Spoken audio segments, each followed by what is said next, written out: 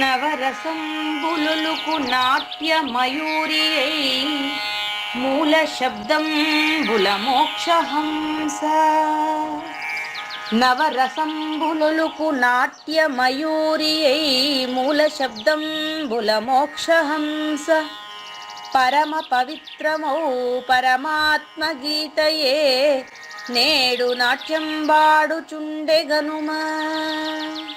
పరమ పవిత్రమో పరమాత్మ గీతయే నేడు నాట్యం బాడుచుండెగనుమ. మునిరతనార్యులు మోదిల్లు శిష్యుండు, మునిరతనార్యులు మోదిల్లు శిష్యుండు సహజాచలుని కంఠ శబ్దరీతి. అజ్ఞానతిమిరంబులంతంబుజేయ అనాది బోధను వినుము ఆర్యులార. అజ్ఞానతిమిరంబులంతంబుజేయ అనాది బోధను వినుము ఆర్యులార.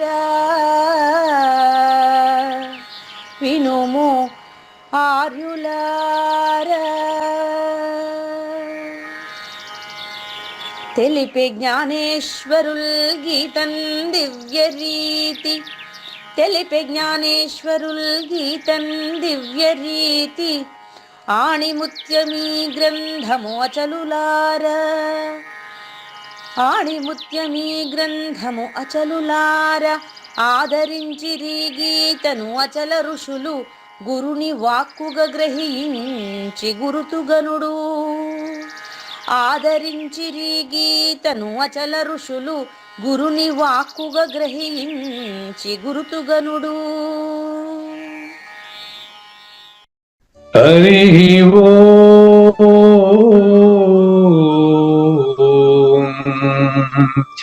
శ్రీ గురుభ్యో నమః. నమో భగవతే వాసుదేవాయ. ఓం నమో నారాయణాయ. ఓం నమః శివాయ.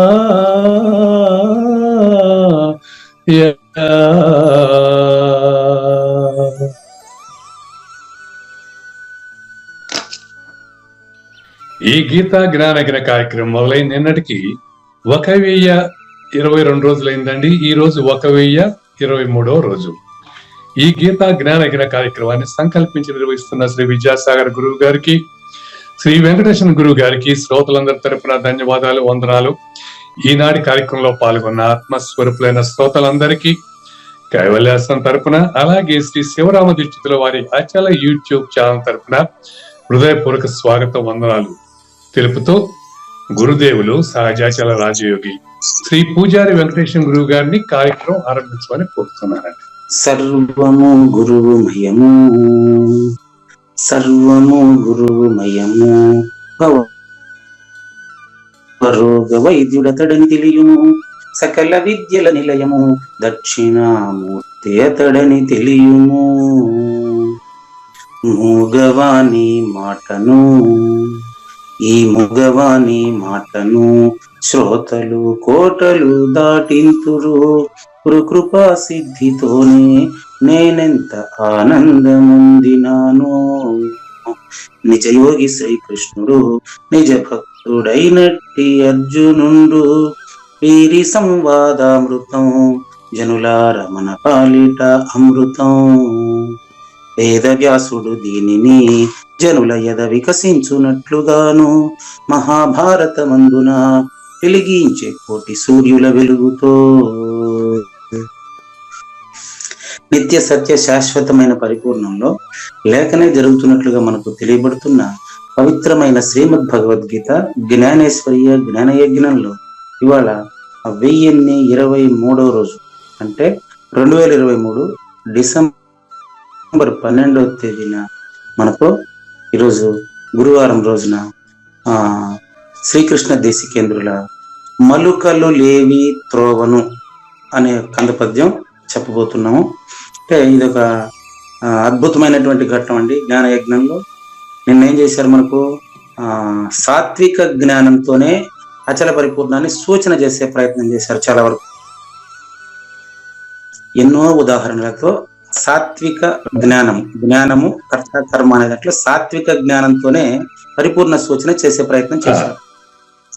అది ఎలా ఉంటుందంటే, ముళ్ళును ముళ్ళుతో తీస్తూ నాయన తీసేసిన తర్వాత నొప్పి లేకుండా ఉంటుందని చెప్పడమే తప్ప దాన్ని చూపిస్తారా? లేదు.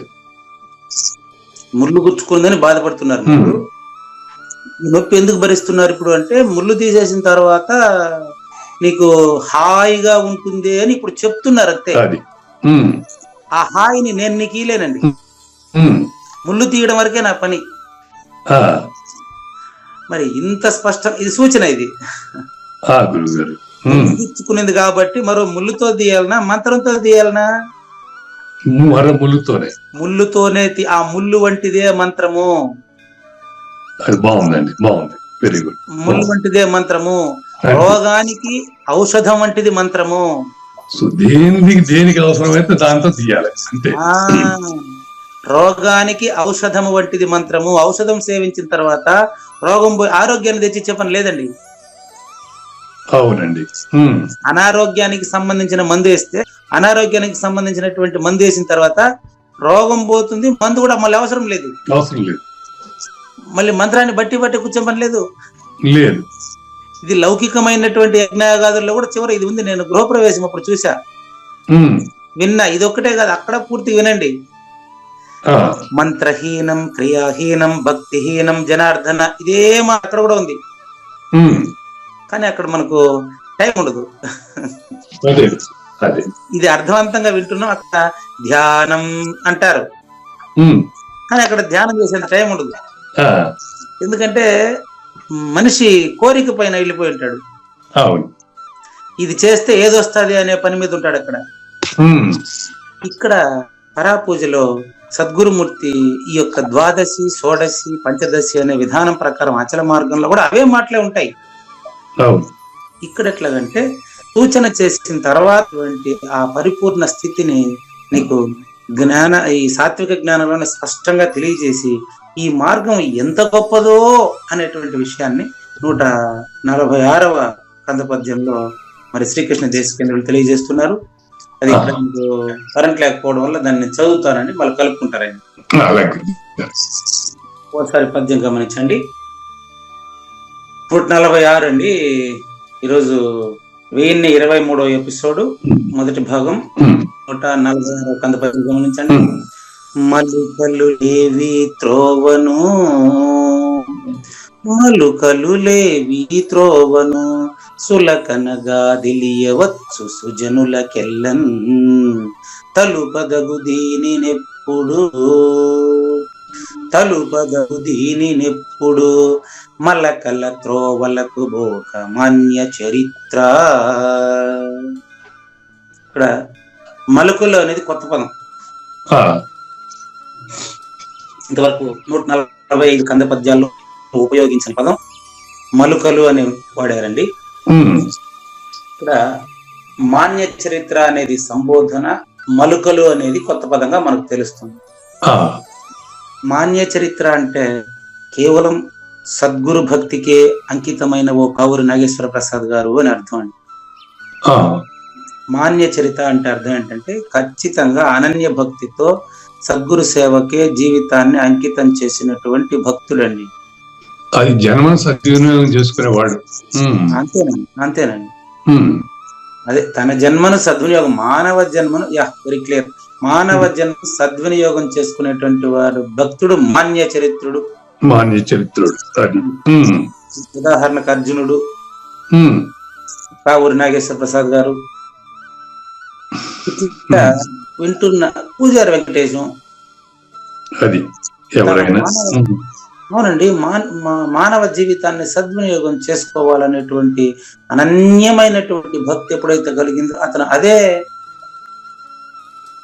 అంతే అంతే గురుగారు. లేదంటే ఇప్పుడు ఈ కార్యక్రమంలో ఎవరు పాల్గొంటారు? ఎందుకు పాల్గొంటారు వాళ్ళు? దీనికి ఇంకా సులభమైన ఎగ్జాంపుల్ చెప్తా. వాళ్ళు ఏమనుకుంటారంటే ఈ ముఖ్యైనా అనుకోవచ్చు, ఎవరైనా సరే మా పేర్లు చెప్పలేదు అంత మాన్య చరిత్రలు కాదా అనొచ్చు. దానికి ఒక ఎగ్జాంపుల్ చెప్తాను. ఇంట్లో వాళ్ళు పెళ్లి చూపులు చూస్తా ఉంటే పెళ్లికి ఎప్పుడైతే అంగీకరించారో, పెళ్లికి ఎప్పుడైతే అంగీకరించారంటే పెళ్లి చేయని ఎవరు అడగరు. అదేలేండి. పెళ్లికి ఎప్పుడైతే అంగీకరించారో you would be a mother or father. Right? Doubt ఉందా? లేదు. మీరు కాబోయేటువంటి తండ్రి లేకపోతే తల్లి, ఇందులో ఏం అనుమానం లేదు కదా. అవును, అంతే. ఇంకా ఆ విధంగా అయితారా కాదనేది నాకు తెలియదు, అది పక్కన పెట్టండి. వాళ్ళ సాధన పైన ఉంటది. అది మీరు చెప్పింది జన సద్వినియోగం అంటే దాని పర్పస్ అది. వన్స్ ప్రిపేర్డ్ ఇట్, అంతే అల్టిమేట్లీ జరిగేది అదే. అంతే కదా. కాబట్టి ఇప్పుడైతే జ్ఞానయజ్ఞాన్ని యాక్సెప్ట్ చేశాడో, హాస్పిటల్ పోవడానికి ఒప్పుకున్నాడంటే ఇంకా ఆరోగ్యవంతుడు ఉన్నాడు అక్కడ, దాని అనారోగ్యం లేనట్టే. అంతే కదా మరి. అట్లా జస్ట్ మిక్స్ చిన్న ఇదంతా అంతే. బాగుంది, చక్కగా ఉంది. దీంట్లో మా లేవు. పలానా ఊర్లో పలానా ఫేమస్ డాక్టర్ ఉన్నాడు అంటే ఈ లక్షణాలను బట్టి నాకు కూడా జ్వరం వచ్చినప్పుడు బాగా అయింది కాబట్టి ఆ డాక్టర్ దగ్గరికి పోతే నీకు జ్వరం బాగవడం కన్ఫర్మ్. అదే విధంగా పలానా డాక్టర్, ఇక్కడ పలానా డాక్టర్ భవరోగ వైద్యుడు, భవరోగ వైద్యుడు దక్షిణామూర్తి స్వరూపుడు పలానా సాజన్మ సహకార సద్గురుమూర్తి ఉన్నాడు, అతని ద్వారా నీకు ద్వాదశి, షోడశి, పంచదశి ఇంకా జరిగింది, లేకపోతే అతని ద్వారా గాని అతని ప్రతినిధుల ద్వారా గాని ద్వాదశి, షోడశి, పంచదశి నీకు అది జరిగింది అనుకోండి, ఇది ఇంకా రాజమార్గం. అది ఆపరేషన్ రాజమార్గం. మలకలు లేవు అంటే కష్టాలు లేవు. తక్కిన బోధల వల్లనిది చిక్కులు గల బోధ కాదు. ఇది 12వ కంద పద్యం చెప్పారు. చిక్కులు లేవు అని అర్థం, మలకలు లేవు అంటే. మీకు అది అర్థం ఇంకా ఒక పదం, చిల్లర బోధలన్నిటిని కొల్లరు నిజ బోధ తెలిసి అన్నమాట. ఇంకో సూచన, మీరు ఇప్పటికీ ఎన్నో హాస్పిటల్ అయిపోయిందండి, ఇంకా హాస్పిటల్ అంటే మాకు విరక్తి వచ్చేసిందండి, ఈ రోగం పోయే అవకాశం మాకు కనపడలేదు, మేము హాస్పిటల్కే పోము అన్నారు అనుకోండి. అప్పుడు అతనికి మనం వెళ్ళి, అయ్యా మీరు ఇప్పుడు తిరిగినవన్నీ డూప్లికేట్ అండి, చాలా కష్టాలు ఎదుర్కొన్నారండి, నా మాటేనండి, ఇది లాస్ట్ ప్రయత్నం అనుకోండి, ఇందులో మీకేం కష్టం లేదండి, ఈ డాక్టర్ ఖచ్చితంగా బాగా చేస్తాడండి మీకు అని అంటూ ఉంటారు. ఆ విధంగా నిన్న దైవజ్ఞ శ్రీనివాసమూర్తి గారు అని ఒక ఆయన ఫోన్ చేశారు. దైవజ్ఞ శ్రీనివాసమూర్తి గారు ఆయన ఇదే చెప్పారు, ఏమండి ఎక్కడ పోయినా అక్కడ చూసినా అదంతే ఇదంతా ఏం లేదు, నువ్వు పుట్టలేదు పోవాయి అంటారే తప్ప నాకు వివరంగా చెప్పడం లేదు అంటే అని అడిగారండి. లేదండి శివరామ దీక్ష అలా లేదు, బృహద్వాసిష్ఠ సిద్ధాంతం అంటే విచారణ చేయమని అంటారు. విచారణ చేసి సాధన సంపదతో విచారణ చేసి సద్గురువుని చేరితేనే ఏదైనా, ఊరికే నువ్వు పుట్టలేదన్నా నా దగ్గర మంత్రం తీసుకొని బాగా అయిపోతుంది ఇవన్నీ పనికిరావు అని చెప్పాను. తీసుకుంటే పనికి వచ్చేట్టుగా ఉంటే మీకెందుకు మీ గురువు గారు అయినటువంటి ఆయన మేఘా నిర్భయానంద స్వామి ఎందుకు మీకు మంత్రం ఇచ్చి పంపించలేదా? మంత్రం ఇచ్చి పంపించేస్తే పని అయిపోదు. అర్హత కలగకుండా ఇచ్చిన మీకు వచ్చినప్పుడు నేనే వేస్తా. ఇప్పుడు మేఘా నిర్భయానంద ద్వారా కొన్ని మంత్రం ఇచ్చిన వాళ్ళంతా తీసుకున్న వాళ్ళందరూ నిజం తెలిసిపోయిందా? లేదు. ఆ విధంగా అది దీని వల్ల అది జరుగుతుందని చెప్పేదానికి లేదు, అంటానికి లేదు. వాళ్ళ యొక్క ఆచరణ బట్టి సాధన బట్టి ఆధారపడి ఉంటాం. అందుకని మలుకలు లేవు అంటే అచల సిద్ధాంతంలో అచల గురువుని ఆశ్రయించిన తర్వాత నీకు ఇంకా తిరుగులేదు. లేవు, నష్టాలు అసలు లేవు. ఇది సులకన అంటే తక్కువ చేసి మాట్లాడడం అనుకునేరు. తెలుసుకోవడం సులకన. సులకన అంటే అర్థం ఏంటంటే కష్టాలు లేవు, సింపుల్, ఏం అవసరం లేదు, చాలా సింపుల్. ఇది ప్రత్యక్ష అవగమం ధర్మ్యం. యావత్ ఒక చిన్న యావత్ అంతే. ఇక్కడ ఈ మన ఆర్టికల్ కూడా వాడాను ఈ పదం, ధర్మ్యం. అది అది దానికి ఆపోజిట్ పదం చెప్తారు, కామ్య కర్మలు అంటారు. కామ్య ఆడ కామ కర్మలు అనొచ్చు కదా, కామ్య కర్మలు పదం మీరు. అవునండి, కామ్య కర్మ అది మనకు చేయాల్సిన పని. కామ్యకర్మలు అంటే మనం కోరికతో చేసే కర్మ. అవును అవును. ఇప్పుడు దాని అర్థాన్ని మీకు ఎందుకు ప్రయత్నిస్తారో నేను అడుగుతున్నా. చెప్పండి. చెప్తున్నాడు కదా, ఉదాహరణ చెప్పిన వాడు ఆన్సర్ కూడా చెప్తాడు కదా, మీరు దాని ఆన్సర్ ముందే ప్రయత్నిస్తున్నారు. పడపకండి, అది నాకు కూడా తెలియదు. ఉదాహరణగా సద్గురుమూర్తి మీ గురువు గారు మేకా నిర్భయానంద గారు మీ ప్రశ్నకు అనుకూలంగా నాలోకి వచ్చి ఆన్సర్ మీకు ఇస్తారు, మీరు తొందరపడిపోతున్నారు. అటువంటి తొందరపడే బోధ ఇది కాదు అంటున్నాడు. మొలకలు లేవు, మీకు గ్యారంటీ, కన్ఫర్మ్. మీరు జన్మరహితుడు అనేది కన్ఫర్మ్. ఈ లోపు మీరు తొందరపడుతున్నారు అంతే. మీరు ఆ పదాన్ని తొందరపడడం ఎలాంటిదంటే, ఏమండి ఈ సూదులు ఈ మాత్రలన్నీ వాడిన తర్వాత నేను ఆరోగ్యంగా ఉంటానంటారా అంటే డాక్టర్ ఏం చెప్తారు చెప్పండి? డిఫరెంట్ గా ఉంటామని చెప్తారు డాక్టర్ అయితే, అనుభవం ప్రకారం. అదే ఇప్పుడు నేను మీకు చెప్పింది కూడా అదే కదా. అంతేనండి, నువ్వు జన్మరహితుడు కన్ఫర్మ్ అండి. కాబట్టి మీరు పదాలు అర్థాలు కేవలం వినేటువంటి వాళ్ళ ఉదాహరణ అర్థం కావడం కోసం అంతే.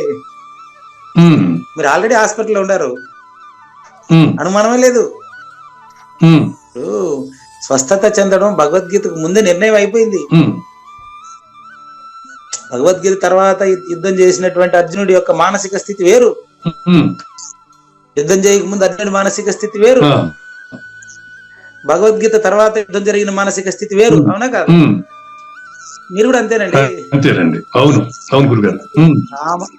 చెప్తాను, కామ కర్మలు కామ్య కర్మలు తేడా చెప్తాను, మీరు ట్రై చేయండి, మళ్ళీ కూడా చెప్తాను. ప్రయత్నించండి. మీరు చెప్పిన ఒకటే కదా, చూద్దాం. కామ కర్మలకి కామ్య కర్మ చెప్పండి, చూడండి. కామ కర్మలు అంటే ఏంటంటే మామూలు దీనికి శరీర దేహ సంబంధమైన దేహ సంబంధం కూడా వస్తుంది కాదు, ప్యూర్లీ దేహ సంబంధం. కామ్య కర్మలు అంటే కోరికలు, దానికి రకరకాలుగా ఉంటాయి. దాంట్లో ఇదేం చెప్పలేము. మానవ సంబంధం కావచ్చు, ఏదన్నా కావచ్చు. ఏమో నాకు కూడా అంత క్లియర్ అట్లేదండి ఇది. దానికే కదా నేను గురువు గారికి అవకాశం ఏమని చెప్తున్నాను. మీరు చెప్పండి. నేను కాదు, గురువు గారు చెప్తారు. చూడండి, ఇప్పుడు మన ఇద్దరికి ఎంత క్లారిటీగా అర్థమవుతుందో మీరే చూడండి. దానికి ఆయన రావాలి, మనం ఆయన్ని పిలవాలా. దాన్ని అనన్య భక్తి అంటారు. ఇప్పుడు ఆయన వచ్చి చెప్తాడు, నాకు క్లియర్ గా అర్థం కావటం లేదు అని చెప్పినటువంటి పూజారి వెంకటేశమే, కావూరు నాగేశ్వర ప్రసాదే. ఈ ఆన్సర్ తర్వాత ఎలా ఉంటారు చూడండి. చూడండి, కామ కర్మలు అంటే కోరికతో చేసే కర్మలండి. కామ్య కర్మలు అంటే కోరిక పైన పూర్తిగా ఇన్వాల్వ్ అయిపోయి, ఇది లేకపోతే నేను బతకలేను, దీంతోనే నేను కడతేరగలను, పూర్తి ఇన్వాల్వ్మెంట్. కామ్య కర్మ అంటే అర్థం ఏంటంటే ఆ కోరిక అంత బలీయంగా ఉంటుంది అతనికి ఆ వస్తువు పైన. అది కోరిక బలీయంగా ఉంటాం కామ్య కర్మ. కామకర్మలు మామూలుగా కోరడం. కామ్య అంటే ఇంకా అదే, అది లేకపోతే చచ్చిపోతానంటాడు అంతే. కాబట్టి కామ్య కర్మలు అంటే కోరికే తానుగా ఇన్వాల్వ్ అయిపోయి మా విషయంలో తాదాత్మ్యత చెంది కామ క్రోధ లోభ మోహ మద మత్సర్యాలు అరిషడ్ వర్గాలు చివరికి నిజంగా వాడికి గుర్తేం తెలుసా? కామ్య కర్మ అని లేదండి నేను ఏమనలేనండి అని చెప్తూ కోరిక తీరకపోతే చంపేస్తానంటాడు, అది కామ్య. నేను వాడు ఏమంటే భార్యాభర్తలకి ఇంకో చిన్న ఎగ్జాంపుల్ చూడండి. భార్యాభర్తలు ఇద్దరికి ఇది విడాకులు కావాల్సి వచ్చిందండి. అప్పుడు ఇంకా స్నేహితుడు ఏం చేసినాను, ఫస్ట్ ఇతని భార్య దగ్గరికి వెళ్ళి వాళ్ళ ఇంట్లో అన్ని బాగా విడమర్చి చెప్పి చూసా. అర్థమైపోయింది క్లియర్ గా ఇది అయ్యే పని కాదు అని అర్థమైపోయింది. మళ్ళీ భర్త దగ్గరికి వచ్చి, అంటే నా స్నేహితుడి దగ్గరికి వచ్చి, ఆయన నువ్వు నీ భార్య క్షేమాన్ని కోరుతున్నావు కదా, అదే మాజీ భార్య విడాకుల నోటీస్ కూడా ఆల్రెడీ ఇచ్చేసింది. నీ మాజీ భార్య క్షేమాన్ని కోరుతున్నావు కదా నాయన, నిజంగా మీ ఆవిడ నువ్వు ప్రేమిస్తున్నావు కదా అంటే, వాడు ప్రేమిస్తున్నా అంటాడు. ఎంతగా ప్రేమిస్తున్నావు అంటే, కాపురం రేపు చంపేస్తానంటే. ఇది ప్రేమ కాదు నాయన, కామ్య కర్మ. అది చూడు, కాపురానికి కాకపోతే ఎట్టయినా ఏం చేస్తాడంటే తెలుసా, కామ్య అనే దాన్ని యావత్తు ఉదాహరణ చెప్తాను. దాన్ని తెచ్చి ఇంట్లో పెట్టి 2 కాళ్ళు నరికేసి డాక్టర్ దగ్గర ఆపరేషన్ చేయించి ఇల్లు కదలనీయకుండా పెట్టి నేనే పూటకింత అన్నం పెడతా ఉంటాను. మరి దీనికన్నా ఇప్పుడు హాయిగా ఉండొచ్చు కదా. ఇప్పుడు అది కామకర్మ కాదు, కామ్యకర్మ. నిజంగా అంత పని దానికి భయపడుతుంటాడు, అంత పని చేసేటోడు చెప్పడం.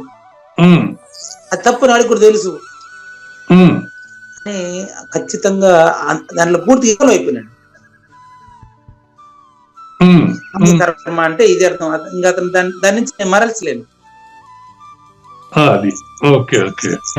ఇప్పుడు కామకర్మకి కామ్యకర్మకి తేడా తెలిసిందే. తెలిసిందండి. బలీయం అంటే పూర్తిగా అసలు లేకపోతే చచ్చిపోతాను, బలీయంగా ఉంటాం. ఇప్పుడు రామకృష్ణ పరమహంస భక్తి ఎలా ఉండాలంటే, నేను అది గనక పొందకపోతే నేను చచ్చిపోతాననే రకంగా, అంటే అది కామ్యక కోరికల కింద వస్తుందా?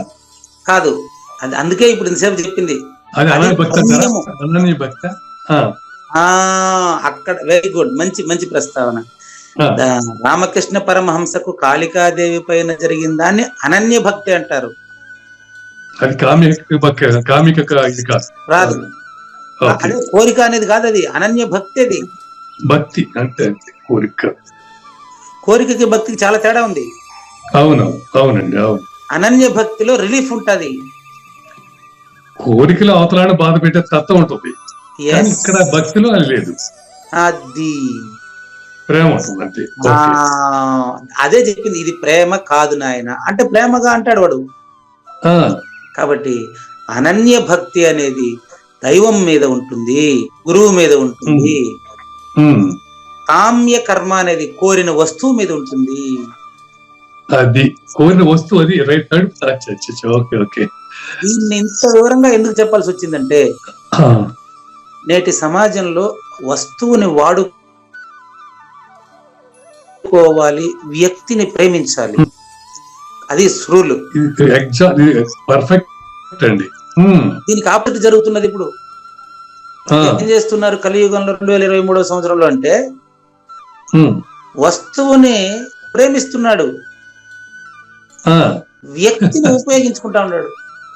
అది 10 రూపాయలు ఇచ్చేస్తే అది వచ్చేస్తుంది అనే ఒక ధీమా, ఒక నీచమైనటువంటి ఒక మనస్తత్వం కలిగి ఉన్నాడు. డబ్బుతో కొనలేనటువంటివి కొన్ని ఉంటాయా అంటే అది అర్థమే కాలేదు. చూడండి, ఏమైనా డబ్బుతో సాధించనే ఒక ఏమంటారు దుర్బుద్ధి ఈ రోజు పెరిగిపోయింది. కాబట్టి కామ్య కర్మ అంటే విషయంతో, మీకు ఎగ్జాంపుల్ ఇప్పుడు వచ్చేస్తుంది చూడండి, గురువు గారు వచ్చి ఇద్దరిలో పలికించిన మాట రిజల్ట్ చూడండి. ఈ మాట నేరుగా చెప్పలేను నేను కూడా.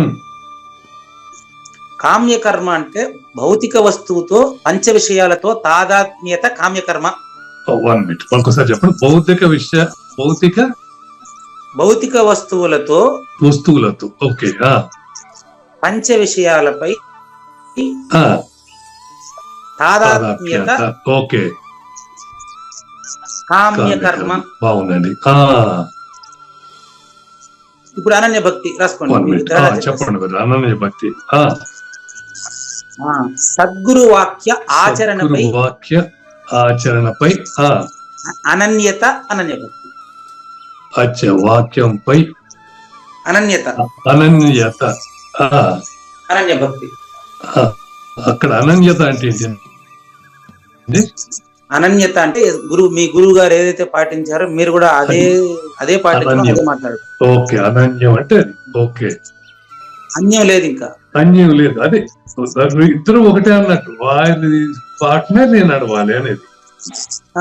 అట్ట. ఇప్పుడు తాదాత్మ్యత అనే మాట దీనికి చెల్లదే? చెల్లదండి. చెల్లదంటారా? తాదాత్మ్యత అంటే వస్తువును ప్రేమిస్తున్నాడా? ఇక్కడ మనం వస్తువు కాదు కదా, గురు వస్తువా? వస్తువును కాదండి, కాదులేండి. అందుకని అనన్యత, అది తాదాత్మ్యత. బాగుంది, చక్కగా.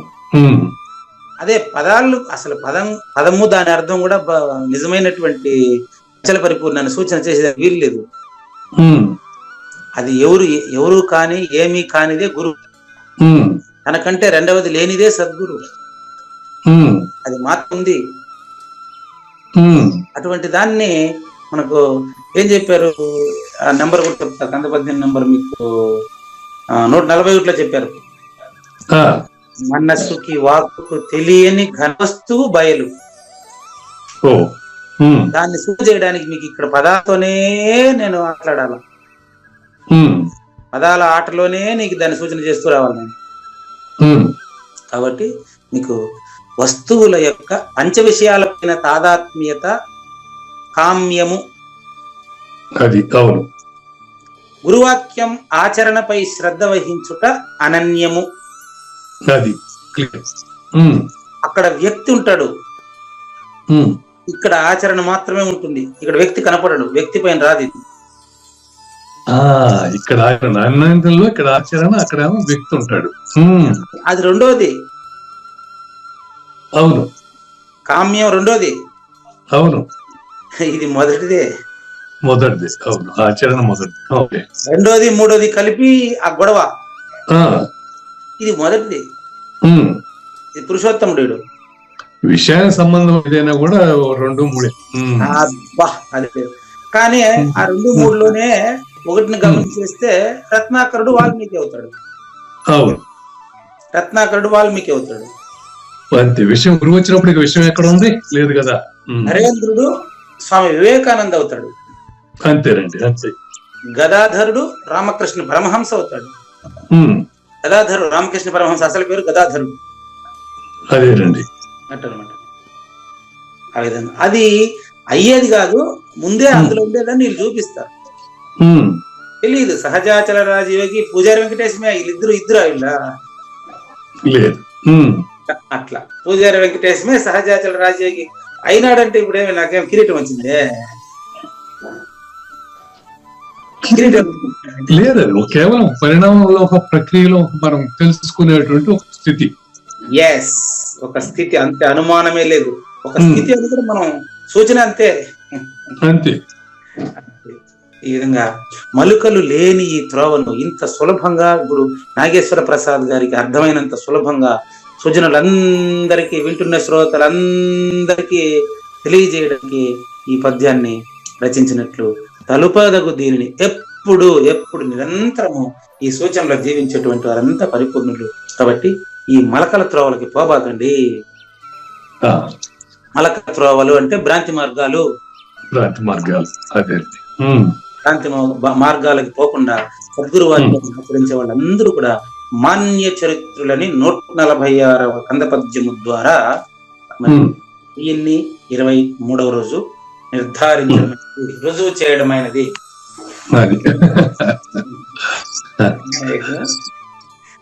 రచయితకు ధన్యవాదాలు. జ్ఞానయజ్ఞం 2వ భాగం నంబర్ 20.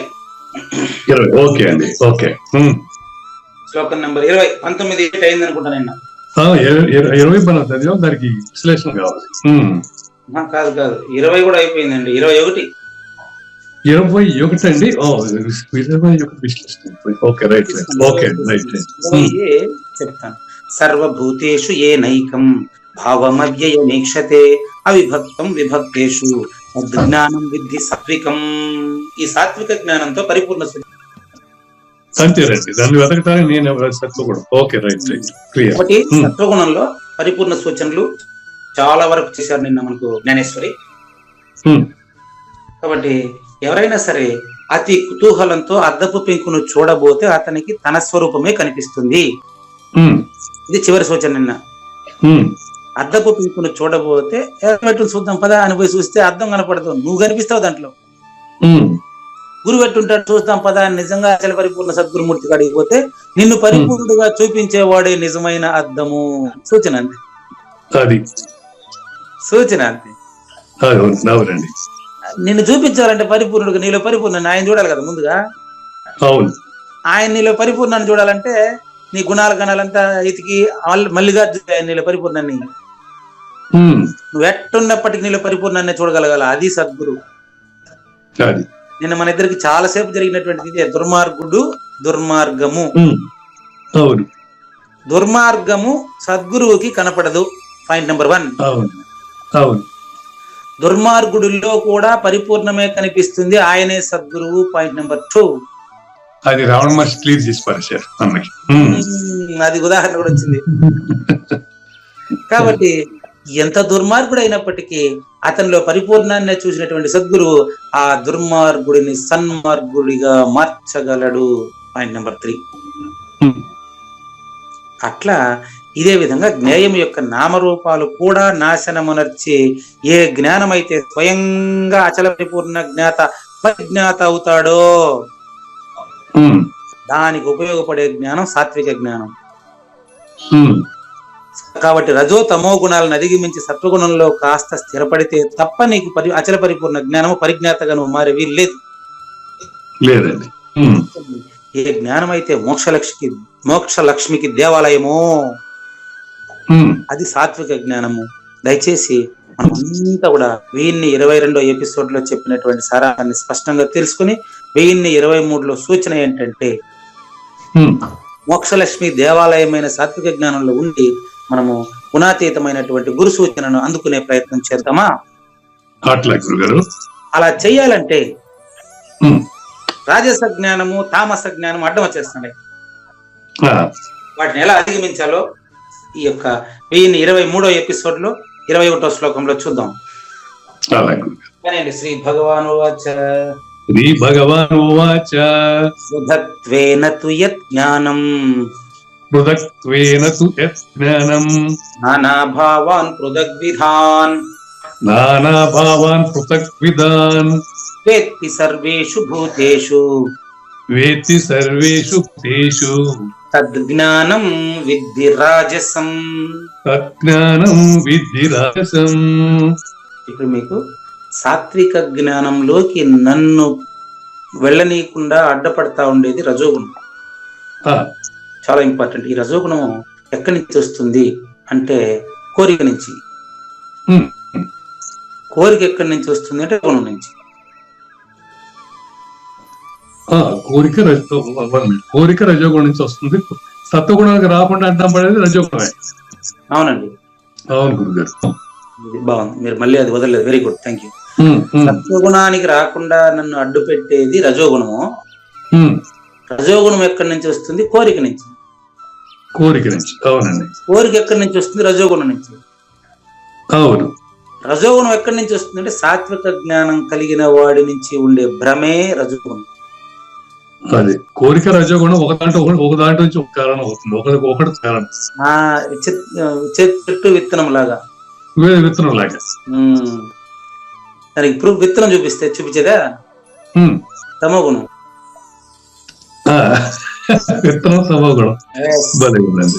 చెట్టు రజోగుణం. బాగుందండి. విత్తనము తమోగుణం, చెట్టు రజోగుణం. అవునండి. దీంట్లో నుంచి మళ్ళీ విత్తనం వస్తుంది. కాబట్టి తమోగుణం అనే విత్తు నుంచి సత్వగుణాన్ని మరిచిపోయి రజోగుణం పెంపొందించుకుంటే ఎట్టుంటాడో దీంట్లో చూస్తాం. ఇప్పుడు ఇక్కడ పాయింట్ ఏంటంటే రజోగుణం సత్వగుణంలోకి చేరకుండా అడ్డుపడేది రజోగుణం అయినప్పుడు సత్వగుణంలో చేరేది ఎట్లా? సత్వగుణంలో చేరేది ఎట్లా అని ఇప్పుడు కంప్లీట్ అయింది శ్లోకమా. ఇప్పుడు ఎన్ని ఉదాహరణలు చెప్పింది మీకు. సత్వగుణంలో చేరేది చెప్తాలే. సత్వగుణంలో చేరేది ఎట్టంటే సత్వగుణము, తమో గుణము, రజోగుణము 3 కూడా ఆకాశమే. అవును. ఆకాశంలో తనకు తానుగా, మంచి ప్రశ్న, ఆకాశంలో తనకు తానుగా తోచినటువంటి లేని ఎరుక, మీరు అడుగుతున్నటువంటి కారణం ఏదైతే ఉందో ఆ కారణము శూన్యం అండి. శూన్యం, కారణం పేరు శూన్యమే. అవును, వ్యాసంలో క్లియర్ గా చెప్పాను నేను. మంచి ప్రశ్న. అదేలేండి. ఈ శూన్యమైనటువంటి దాంట్లో తనకు తానుగా తోచినటువంటి ఎరుక జ్ఞానమే. జ్ఞానమునకు జన్మమొకటి కలిగే గదోయి అని చెప్పారు. అంతేలేండి. జ్ఞానములో ఇంకా స్పష్టంగా ఎక్స్ప్లెయిన్ చేస్తాం. మీరు అడిగిన ప్రశ్న ఇక్కడనే. సత్వగుణము దేవతలు అండి. అవును. తమో గుణము ప్రకృతి అండి. సత్వము దేవతలు, తమో గుణం ప్రకృతి. రైట్ అండి. మీకు చూపించే ప్రయత్నం చేస్తాను ఇప్పుడు. సత్వగుణము దేవతలు, తమో గుణము ప్రకృతి.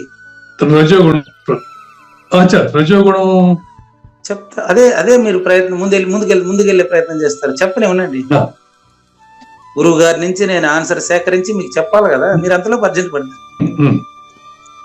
సత్వగుణము దేవతలు, అది అటు ఉండని, మధ్యలో గ్యాప్ ఇచ్చి దూరంగా రాయండి. తమో గుణం ప్రకృతి. తమో గుణం ప్రకృతి. Okay okay.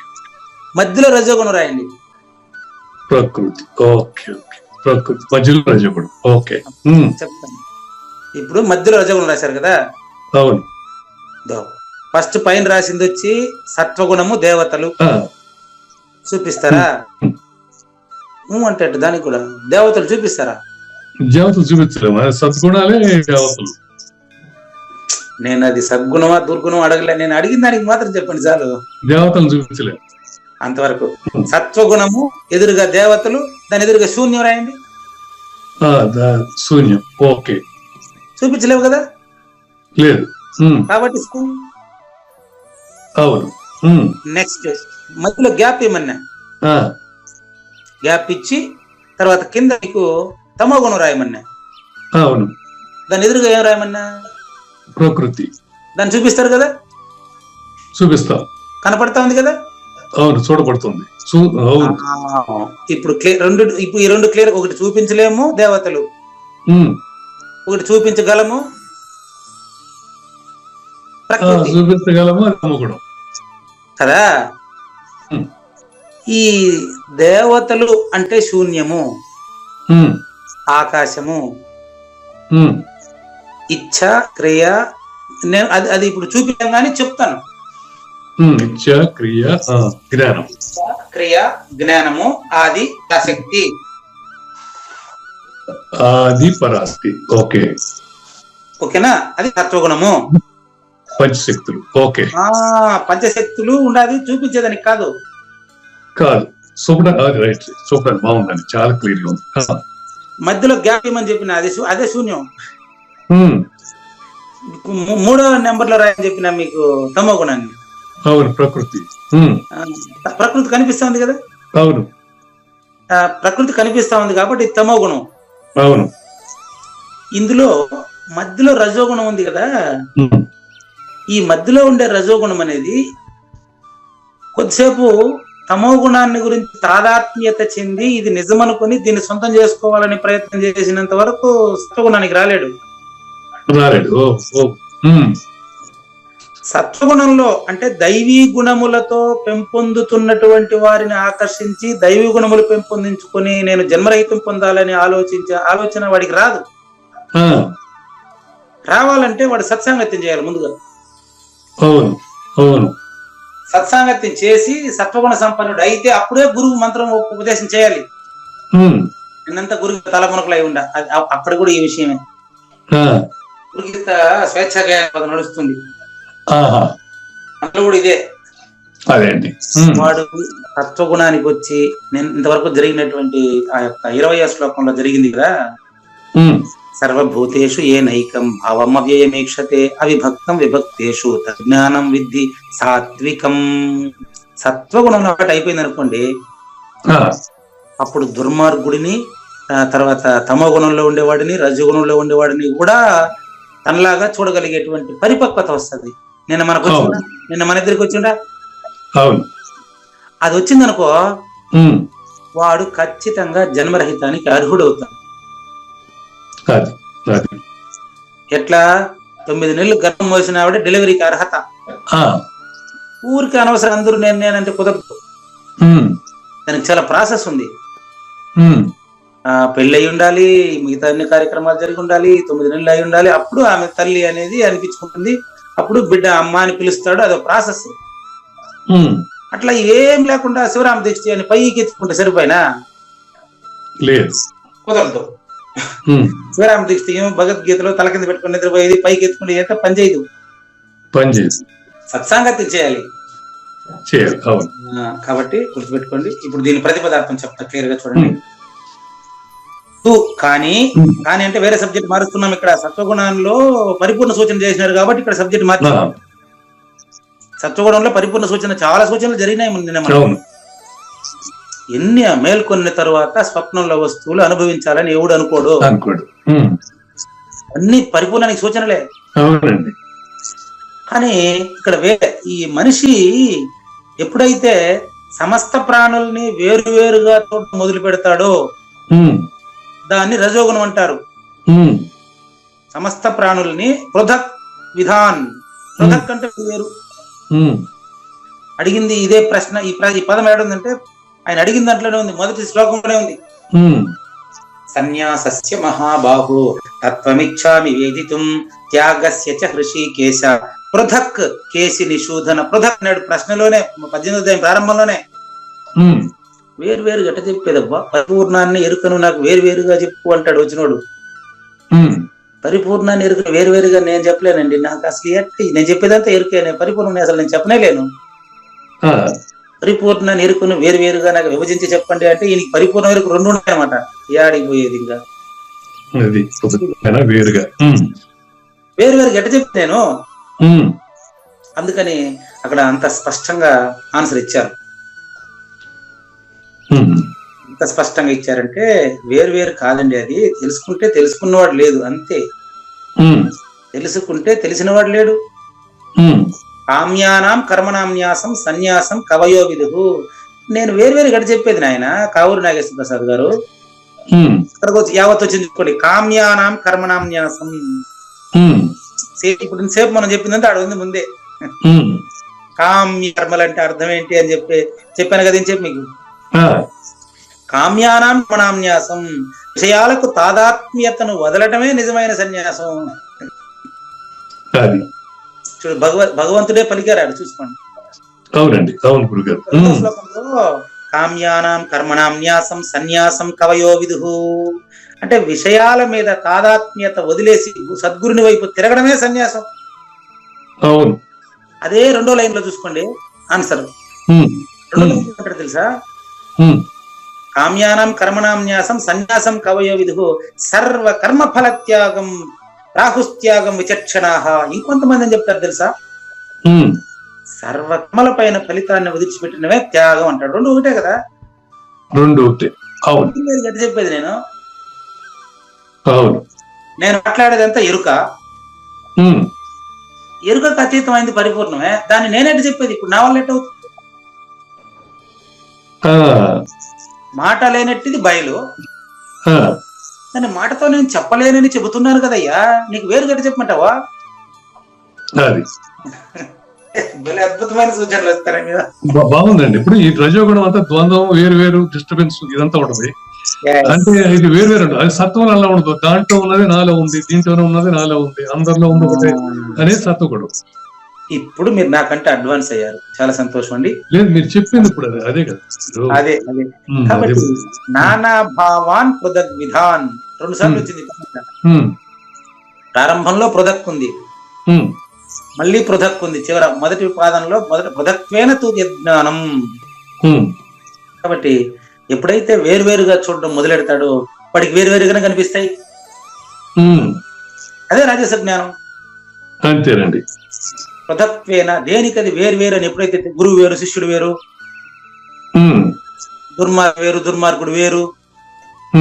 నిన్న మీరేం ఫీల్ కాక నిన్న జరిగిందే మనకి ఇది. అంతేనండి. అవును గురుగారు. దుర్మార్గం వేరు దుర్మార్గుడు వేరు అంటే రజోగుణమే అది. అవును. నిన్న ఆ మాట చెప్పాను నేను. కాబట్టి ఎప్పుడైతే వేరువేరుగా చూస్తాడో తద్ జ్ఞానం, ఆ జ్ఞానము రాజస జ్ఞానం అనే వ్యక్తి తెలుసుకోవయ్యా. నెక్స్ట్ ఇంకా 17 నిమిషాలు ఉంది. రజోగుణాన్ని గురించి ఎక్స్ప్లెయిన్ చేస్తారు ఇప్పుడు. అంటే ఇప్పుడు మీకు శ్లోకానికి సంక్షిప్త భావం అర్థమైంది కదా, క్లియర్ గా మీరే చెప్పేశారు నాకు. అర్థమైందండి. ఇప్పుడు రజోగుణం ఉన్నాడు గురువు దగ్గరికి వెళ్తే ఏకత్వం అనే భావం వస్తుంది. అవును, ఏకత్వం వచ్చిన తర్వాత ఏకత్వం అనే భావం వస్తుంది, అప్పుడు సత్వంలో దిగుతాడు వాడు. దీన్ని బట్టి ఇప్పుడు మీరు గురువు దగ్గరికి పోయినప్పుడు మీకు ఇప్పుడు మంత్రం వద్దు లేవయ్యా అంటే అప్పటికి మీరు ఏకత్వానికి రాలేదని అర్థం. నేనైనా అంతే కదా, నేను పోయినప్పుడు కూడా దేనికి నీకు మోక్షం కావాలి, చేతిగా కాలికా మనసుగా దేనికి చెప్పాను. ఏం అర్థం కదా, నాకు గుమ్మని వచ్చేసిన. మీరు చెప్పిన దాన్ని ఎగ్జాంపుల్ గా వాడుతున్నా అంతే. మీరు గురువు దగ్గరికి పోయినప్పుడు కొద్ది రోజులు మీకు పరిపక్వత కావాలి కాబట్టి నన్ను కొద్ది రోజులు ఊరికి 6 నెలలు పట్టి తిప్పించారు. కాబట్టి చెప్తే ఈ యొక్క వేరు వేరు అనేటువంటి భావం నుంచి అంతా ఏకమే అనే భావం వస్తుందో అలాంటి సత్వగుణం వచ్చేంత వరకు గురువు ఎదురు చూడాలండి. శిష్యుడు తొందరపడితే గురువు తొందర పడకూడదండి. కాబట్టి కావూరి నాగేశ్వర ప్రసాద్ గారు సెల్లుతో కూడా ఈయన ప్రజెంట్ చేయొచ్చు కదా, ఇది జ్ఞానేశ్వర భగవద్గీతని మొబైల్లో నుంచి ప్రజెంట్ చేసేదానికి కాదా కొడుకు నాగేశ్వరరావు గారు? సరే పర్వాలేదు, నా దగ్గర ఉండే పుస్తకంలో 608 పేజీ అండి, మీకు ఉండే వాళ్ళు చూసుకోండి. ఇది కంప్లీట్ అవుతుంది, 15 నిమిషాలు ఉంది, ఈ శ్లోకం పూర్తి అవుతుందండి. చూడండి, కావూరి నాగేశ్వర ప్రసాద్ గారు ఏ జ్ఞానమైతే భేదము అనే ఆధారంపై ముందడుగు వేస్తుందో అది రాజసం. కావూరి నాగేశ్వర ప్రసాద్, పూజారి వెంకటేశం ఇంటా ఉండేవాళ్ళు ఇట్లా వేరు వేరు అని ఆలోచించడమే రాజసం.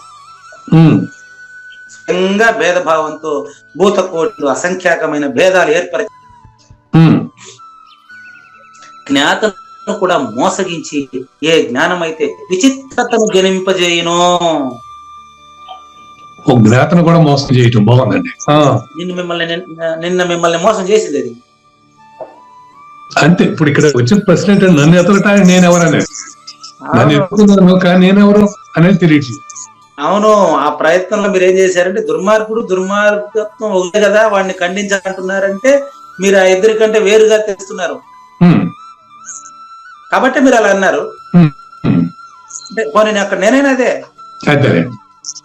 దుర్మార్గుడు ఒకటే కాబట్టి అది ఇంకొక అది మళ్ళీ తమో గుణంలో వస్తుంది. అక్కడ చెప్తాను మీకు. దుర్మార్గుడు వేరు నేను వేరు అనుకుంటారు కదా, ఆ బోర్డర్ తెలియాలి, తెలుస్తుంది. ఈ రెండు గుణాలు కంప్లీట్ అయితే తెలిసిపోతాయి. దుర్మార్గుడు వేరు నేను వేరు అనుకుంటే అప్పుడు వీడు సన్మార్గుడు వాడు దుర్మార్గుడు రెండు రాలే. అవును, అదే రజోగుణం, అదే రజోగుణం, అనుమానమే లేదు. అది మీకు తెలుస్తుంది, శ్లోకం అయిపోయేలోపు తెలుస్తుంది, వ్యాఖ్యానం అయిపోయేలోపు తెలుస్తుంది.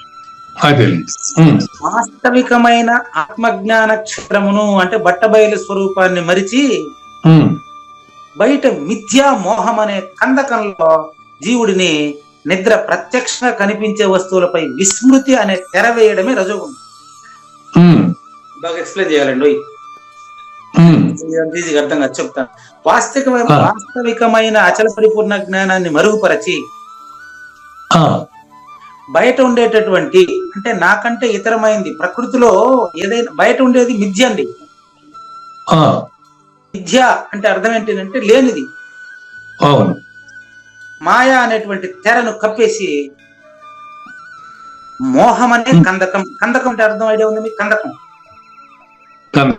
అంటే ఊబి, కందకం అంటే ఒక గొయ్యి. Very good, very good, clear. ఊబి, రంధ్రము, పాతాళ లోకం వంటి రంధ్రం ఊబి. ఎస్, మంచి ఆన్సర్. కందకం అంటే ఊబిలో మోహము అనే ఊబి. ఊబి అంటే అది నిజమైన ఊబి మాయా మాయా మాయా అనే ఊబిలో ప్రకృతి పైన మోహంతో తనకంటే వేరే వస్తువు ఏదైనా పొందాలి అనేటువంటి ఒక జిజ్ఞాసను కలిగజేసే తెర ఏదైతే ఉందో అదే రజోగుణం. మనిషికి స్వప్నంలో వ్యర్థమైన చింతనలను గురించిన అనుభవమును కలిగించు విధమున జాగ్రత్త స్వప్న సుషుప్తి అనే ఆటను చూపించేది రజోగుణం. జాగ్రత్త స్వప్న సుషుప్తి అనే ఆట నిద్రపోతే హాయిగా ఉంటాను, కళ్ళలో ఉండే వస్తువులు అబ్బా ఇది వస్తే బాగుండు, అది వస్తే బాగుండు, కళ్ళలో కనిపించింది నిజమైతే బాగుండే, జాగ్రత్తలో అబ్బా ఈ కారు బాగుంది నేను కొనుక్కుంటే బాగుంటుంది, 3 చూపించే 3 ఆటే, ఈ కారు భలే ఉంది, అబ్బా ఈ ఇల్లు ఇంత బాగుంది, ఇట్లనే కూడా ఇల్లు కట్టాలని. కళ్ళలో ఉండే వస్తువులు బాగుండే, అది పొందితే భలే ఉంటది. కళ్ళలో నేను ఫ్లైట్ లో అట్లా పోతాడా, ఇప్పుడు నేను ఫ్లైట్ లో పోతే బాగుండే. చూడు ఈ 3 కూడా రజోగుణమే. 3 రజోగుణమే, 3 కళ్ళు. అవునా? అయితే నిజంగా అనిపిస్తుంది రజోగుణం. అది నిజం అనిపించేది రజోగుణం. రైట్.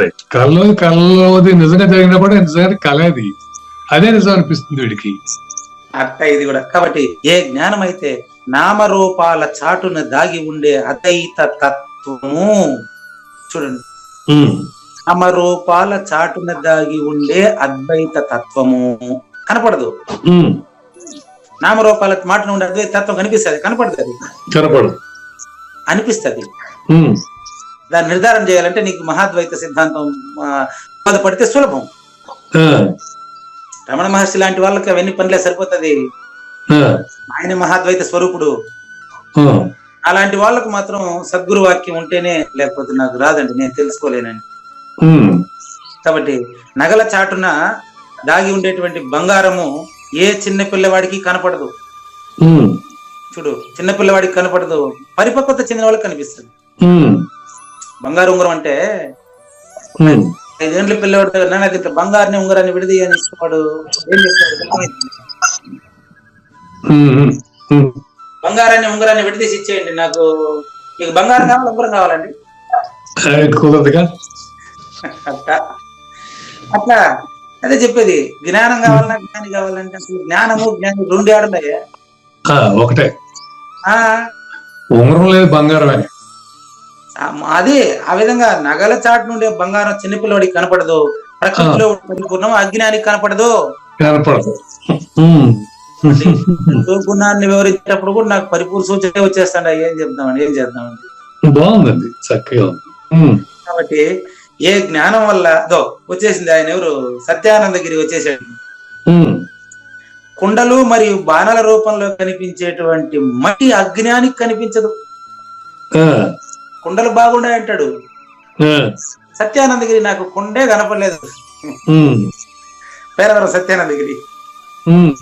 ఇక్కడ కుండలు బాగుండదు అనేది మీకు సూచన అండి, ఇదంతా వారి పేరుని సూచిస్తున్నా మీకు సూచన కంటే.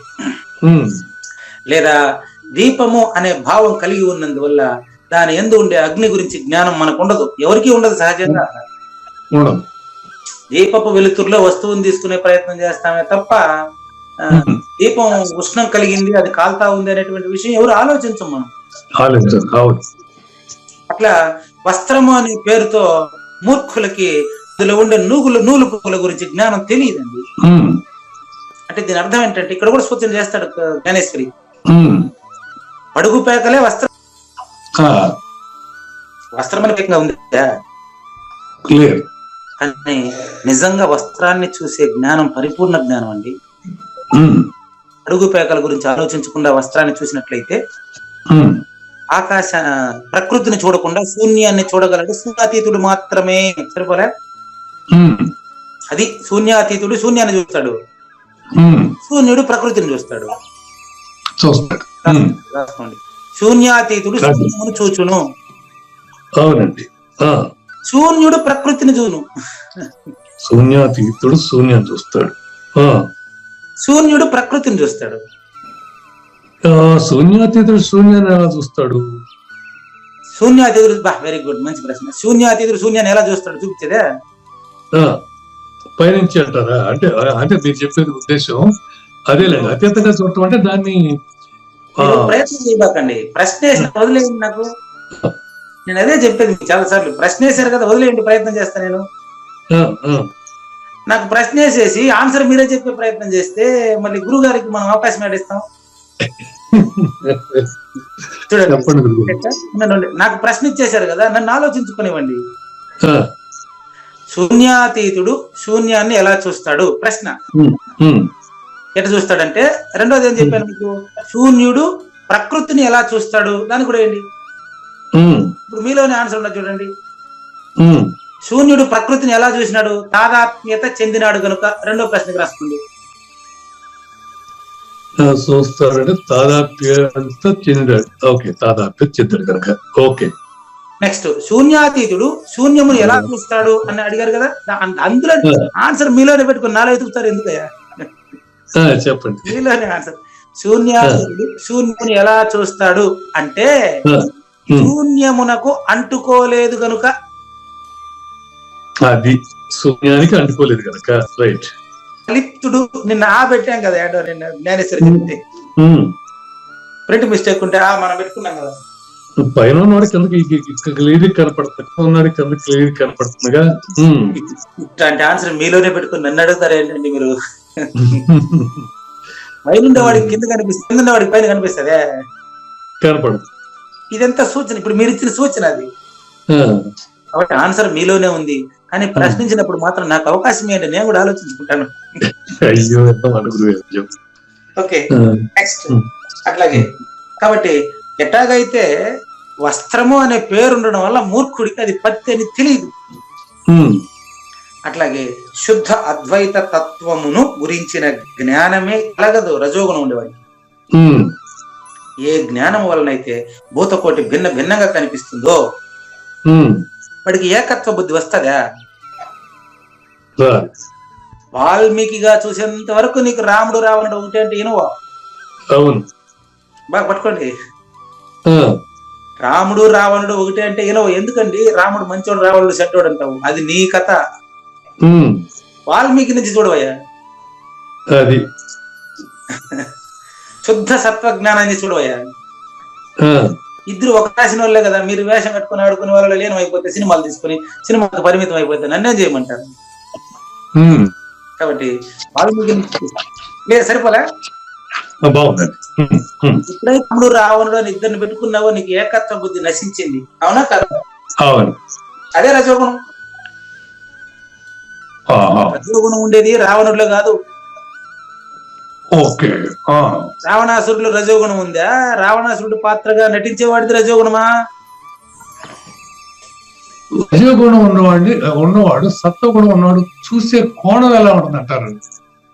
రెండు గుణాల మధ్య చూసే కోణం. గుణాన్ని ఆ వ్యక్తి నుంచి తీసి సపరేట్ చేసి చూస్తాడా?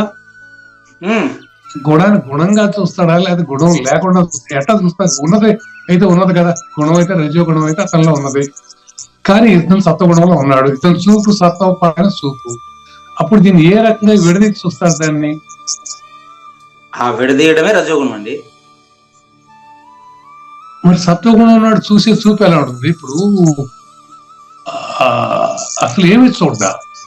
రజోగుణంలో ఉన్నవాడిని ఏమి, దాంట్లో ఉన్నవాడిని ఏమి చూడ్డా? ఏదైనా చూడాలి కదా గురువు గారండి. ఏమి చూడడండి, ఏమి చూడరు. రమణ మనిషిలాగా ఏమి చూడంటారా? చెప్పాను కదా మీకు, నెమలి కన్ను అదే చెప్పినామండి. నెమలి కన్ను పైన కిరీటంలో పెట్టి మనకు చూపించేది ఎందుకంటే అది ఒక తత్వం, కృష్ణ తత్వం అండి. అంతేలేండి, భగవంతుడికి మన మీద ద్వేషం ఎందుకు ఉంటుంది? అంతే కదా. మనం వేరు, భగవంతుడు వేరు కాదండి. ఉన్నదంతా భగవత్ తత్వమేనండి, మనం తనీగా లేవండి. మీరు రజోగుణాన్ని ఎక్స్ప్లెయిన్ చేస్తారు అంటే మీరు రజోగుణంలో ఇన్వాల్వ్ కావకండి. ఏకత్వ బుద్ధి నశించిందే రజోగుణం. అది పూర్తిగానండి. కట్టెల పైన కట్టెల వలన మనకు అగ్ని, పుష్పము వలన సుఖం, నీళ్లు కదులుతూ ఉండడం వలన చంద్రుడు కదిలినట్టు కనిపిస్తుంది. పువ్వు వాసన ఒకటే, నీరు కదలిక ఒకటే, అందులో చంద్రుడు కదలలేదు. కదిలే నీటిలో కదలని చంద్రుడు కదిలినట్లు కనిపించడమే రజోగుణం. అది చిన్న సూచనలు, ఎందుకు అంత అవస్థపడతారు? చిన్న చిన్న సూచనలు వినండి. జ్ఞానము రకరకములైన పదార్థ భేదాలను చూపించేది రజోగుణము. ఆకారాన్ని అనుసరించి చిన్నవి పెద్దవి అనేక రకాలైన చెడ్డోడు, మంచోడు, చండాలుడు, బ్రాహ్మణుడు, క్షత్రియుడు, వైశ్యుడు నలుగురుగా చూడడమే రజోగుణం. అంతే, వేరు వేరుగా చూడటం రజోగుణం. మరి ఎప్పుడైతే వేరుగా చూస్తాం అది రజోగుణమే. అవునండి. ఏ విధంగా మీకు వేరువేరుగా చూసేది రజోగుణం అయితే రజోగుణానికి విత్తనం తామసం అని చెప్పాను కదా. అటువంటి తామస జ్ఞానాన్ని గురించి, తామస లక్షణాన్ని గురించి తర్వాత 22 శ్లోకంలో, తర్వాత 1024వ ఎపిసోడ్ లో చూద్దాం. ఏనిది లేదు లేదు, ఉన్నది లేకపోవుట లేదయ్యా, ఈ గొప్ప మర్మమంతా నీ వలన తేటగా తెలిసేనయ్యా. సర్వ ప్రాణుల యందును ఉన్నట్టి వేర్వేరు భావంబుల దేనికది వేర్వేరుగా ఎరుగుట రాజస జ్ఞానమగును. శ్రీకృష్ణుని పలుకును సూటిగా తలపల మునిరత్నమే, శ్రీమించిన భావమై సద్గురు చెప్పకనే చెప్పెను గదా. సద్గురార్పణం. మంగళ అమ్మ కానండి. జయ మంగళం నిత్య శుభమంగళం, జయతు జయ మంగళం మహోత్సవ మంగళం. జయ మంగళం నిత్య శుభమంగళం, జయతు జయ మంగళం మహోత్సవ మంగళం. శ్రీమించున చలంబు సూచించినటువంటి దక్షిణామూర్తికి దండమిడుతూ, శ్రీమించున చలంబు సూచించినటువంటి దక్షిణామూర్తికి దండమిడుతూ, శ్రీ మహావిష్ణువు సూర్య భగవానుడు యాజ్ఞవల్కి జనక రాజ ఋషికి. జయ మంగళం నిత్య శుభమంగళం, జయతు జయ మంగళం మహోత్సవ మంగళం. అయం వ్యర్థ బాహ్య కోపిన భవతి అనే సుఖయోగి సాంది పరుసుల వరుస. అయం వ్యర్థ బాహ్య కోపిన భవతి అనే సుఖయోగి సాంది పరుసుల వరుస. దీనినే శ్రీకృష్ణ పరమాత్మ వద్దనే ఎరిగరిగిన ఉద్ధవార్జునులకు. జయ మంగళం నిత్య శుభమంగళం, జయతు జయ మంగళం మహోత్సవ మంగళం. శ్రీ అల్లమా ప్రభు బసవేశ్వరుండును బ్రహ్మానంద రామానంద స్వామి. శ్రీ అల్లమా ప్రభు బసవేశ్వరుండును బ్రహ్మానంద రామానంద స్వామి. నవరసాలు లిఖించు నాట్యమయూరిగా గీతను మలచిన జ్ఞానేశ్వరులకు. జయ మంగళం నిత్య శుభమంగళం, జయతు జయ మంగళం మహోత్సవ మంగళం. కబీరు దాసుడు సహజానంద గురుడు రామావధూతయు రాజితముగా. కబీరు దాసుడు సహజానంద గురుడు రామావధూతయు రాజితముగా. అంబికా శివయోగి శ్రీవేమన నిరంజన వెంకయ్య తిరువెంగళార్యులకును. జయ మంగళం నిత్య శుభమంగళం, జయతు జయ మంగళం మహోత్సవ మంగళం. శ్రీ బృహద్వాశిష్ట సిద్ధాంతమును చేసి జనన మరణ భ్రాంతి జడుపు బాపి. శ్రీ బృహద్వాశిష్ట సిద్ధాంతమును చేసి జనన మరణ భ్రాంతి జడుపు బాపి. అచల సాంప్రదాయమవనిలో నెలకొలిపి అందించినట్టి శివరాములకును. జయ మంగళం నిత్య శుభమంగళం, జయతు జయ మంగళం మహోత్సవ మంగళం. మెప్పైన బోధల తిప్పలు బాపిన అప్పయ్య మంత్రియు అచల గురులు. మెప్పైన బోధల తిప్పలు బాపిన అప్పయ్య మంత్రియు అచల గురులు. పరశురామ సీతారామ స్వామి ప్రభులు నరసింహ యోగి గురువర్యులకును. జయ మంగళం నిత్య శుభమంగళం, జయతు జయ మంగళం మహోత్సవ మంగళం. కంద కందార్థముల నందించి బృందముకు రంది పాపిన కృష్ణ ప్రభువునకును. కంద కందార్థముల నందించి బృందముకు రంది బాపిన కృష్ణ ప్రభువునకును. పలుకులా కందనిది పరబయలు ఇది అని పలికిన ఫీల్కాన లక్ష్మణునకు. జయ మంగళం నిత్య శుభమంగళం, జయతు జయ మంగళం మహోత్సవ మంగళం. ఫీల్కాన లక్ష్మణుల ప్రియ శిష్యవర్యుండు అవధూతయని పేరావనియందు. ఫీల్కాన లక్ష్మణుల ప్రియ శిష్యవర్యుండు అవధూతయని పేరావనియందు. పాఠాలు నేర్పించి పీఠాలు ఏర్పరచి పరచి శంఖబాపిన వెంకటేశ్వర అవధూతకు జయమంగళం నిత్య శుభమంగళం జయతు జయమంగళం మహోత్సవమంగళం. బట్టబయలున ఎరుక పుట్టనే లేదని బాలాజీ సింగు ఈ కీలు తెలిపే. బట్టబయలున ఎరుక పుట్టనే లేదని బాలాజీ సింగు ఈ కీలు తెలిపే. మూలమూలినట్టు ఎరుకేమి లేదని తెలియజెప్పిన మునిరత్న మార్యులకును జయమంగళం నిత్య శుభమంగళం జయతు జయమంగళం మహోత్సవమంగళం. నరస్వప్నము వంటి సురస్వప్నమిది అని పరిపూర్ణ దర్శినిని ప్రకటపరచి. నరస్వప్నము వంటి సురస్వప్నమిది అని పరిపూర్ణ దర్శినిని ప్రకటపరచి. సహజాచల రాజయోగి సద్గురు కృపచ సాంప్రదాయక గురుల సరసన జేరే. జయమంగళం నిత్య శుభమంగళం జయతు జయమంగళం మహోత్సవమంగళం. నిష్కల్మషానంద నిజ గురుని శిష్యుండు లింగమూర్తి లిపిని పొందుపరచి. నిష్కల్మషానంద నిజ గురుని శిష్యుండు లింగమూర్తి లిపిని పొందుపరచి. కార్వేటి నగరము పురవాసుడైనట్టి పూజారి వెంకటేశునకంకితం విధి. జయమంగళం నిత్య శుభమంగళం జయతు జయమంగళం మహోత్సవమంగళం. జయమంగళం నిత్య శుభమంగళం జయతు జయమంగళం మహోత్సవమంగళం. జై సద్గురు ప్రభు మహారాజ్ కి జై. జై గురుదేవ్ అండి. శ్రోతలందరి తరపున వెంకటేశ్వర గురువు గారు ధన్యవాదాలు చెప్తూ శాంతి మంత్రం.